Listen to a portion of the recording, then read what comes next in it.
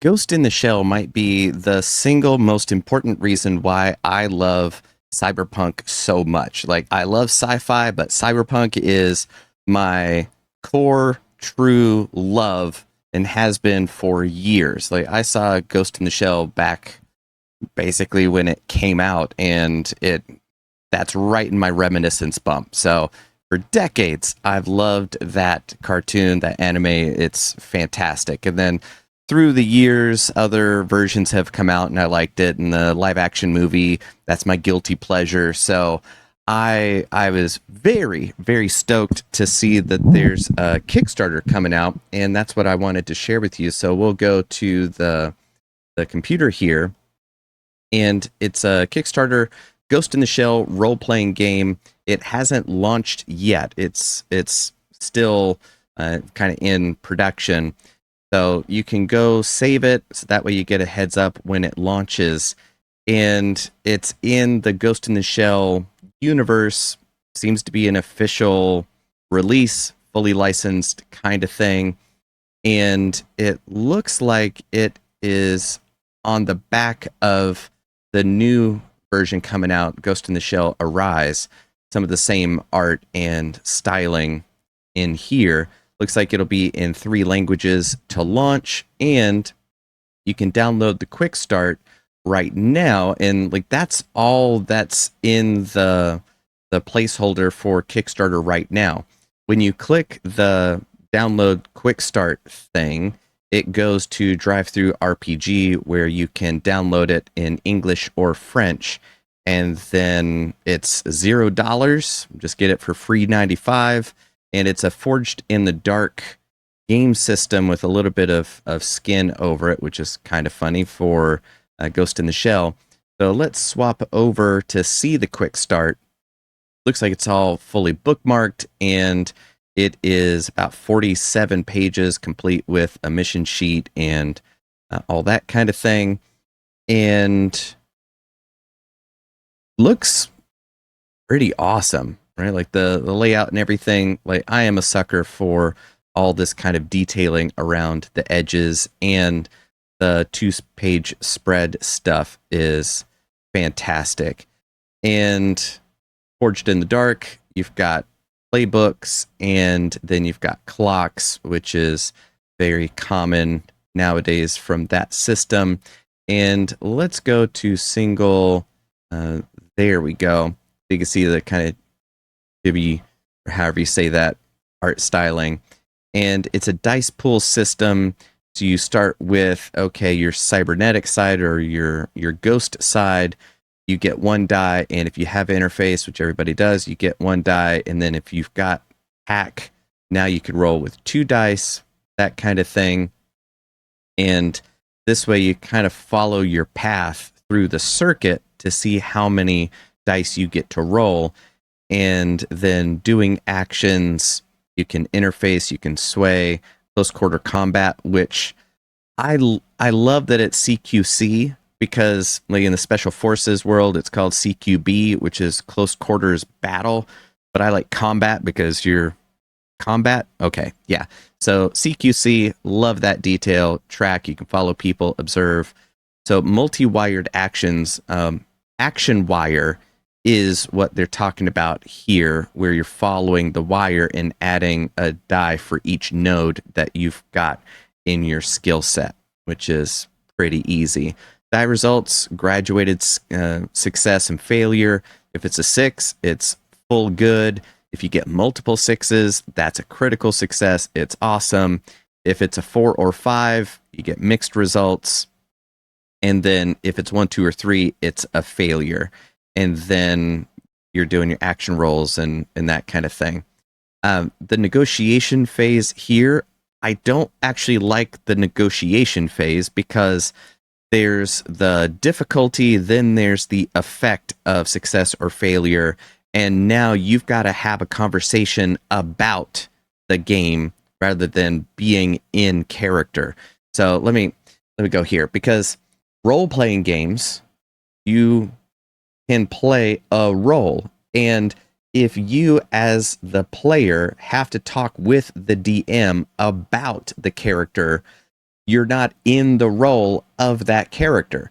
So here in the rules, you have to come out of character, talk as the player, and then get back in character. So the rules as written here are antagonistic towards role playing, which to me is weird since it's a role playing game.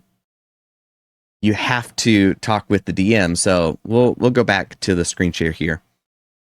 So that's why you've got the negotiation phase, the effect, the situation. So you've got how many consequences are there for a failure and consequences for success and that kind of thing. And then scroll on down. So the situation and effect, find where that goes, and then you go through. And then advantage, disadvantage, pluses and minuses, add a die, subtract a die, teamwork, how do you collaborate, how do you help, all that kind of stuff. And then how do you use clocks? And if you've got great success, you can fill in more clocks. If it's good for you, you could keep a clock from filling in. If it's a bad for you kind of thing, like when this clock gets filled out, the cops show up, even though you are the cops, right? So whatever that is, you can see, oh, here's how the action result resolution works. Step 1, step 2. Now there are a lot of steps here instead of do stuff and roll about it. But yeah, and then you can push the shell, you could push your brain, and then different kinds of damage that you're going to take either to your shell or to your ghost. And then unless there's a hacker that's attacking the ghost, that's pretty cool. So yeah, this is pretty neat stuff. Everybody starts with at least a 4-level weapon attack value. And so that's kind of how damage works and target acquisition, hacking. This is the quick start. Like, I get it, that it's the quick start. And who knows if this is just kind of out the door to get it out the door, but it's kind of a weird quirk. And I don't think it's an intentional thing. But let's get back to the screen share where you can see hacking, which is my single favorite thing to do. Like, I love hacking and using your technological know-how to affect the real world, because so much of the real world is already intermediated by technology and computers and stuff. So I love hacking, and also that you can hack people through psychology, because the system might be unhackable, but the person who has access to it is hackable with a rubber hose or a $5 wrench. Check out wrench hack or decryption. There you go. So I love hacking as a thing in the gaming world. So here, however, true power may actually be in the hands of forcing another to your will, weird invading their mind, altering their perception, making them a pawn in your game. So this is a weird typo quirk thing. I don't know if it was a design note that made it into production, but yeah, that's right there. So hopefully that's not indicative of the final quality of the finished product, but who knows?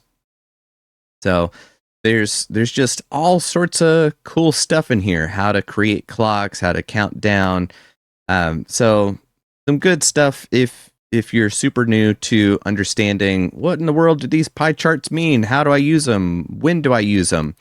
Pretty solid for a quick start, and telling folks how to be a DM if you're totally new.